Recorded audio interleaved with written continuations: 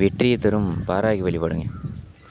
வாராகி வழிபாடு என்பதனாலே மிகவும் சிறப்பு. அதை எப்படி வழிபடுறோம் என்பது தான் மிகவும் முக்கியம்.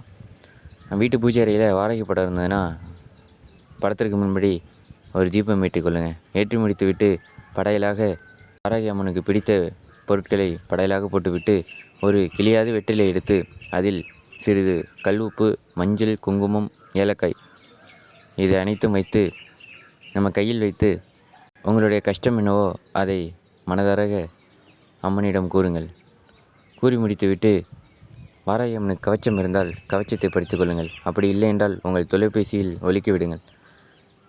பூஜை அனைத்து முடிந்துவிட்டு அந்த வெற்றிலையை அப்படியே வாராகி அம்மனுக்கு முன்னாடி வைத்து கொள்ளுங்கள். மறுநாள் காலையில் எழுந்திருத்து இந்த வெற்றிலையை எடுத்து ஓடுகின்ற தண்ணி அதில் விட்டுருங்க. இதே போல் எப்போல்லாம் நீங்கள் வாராகி அம்மனை வழிபடுறீங்களோ இந்த முறையில் வழிபட்டு பாருங்கள். கஷ்டம் எல்லாம் போய் அதிர்ஷ்டமாக மாறும்.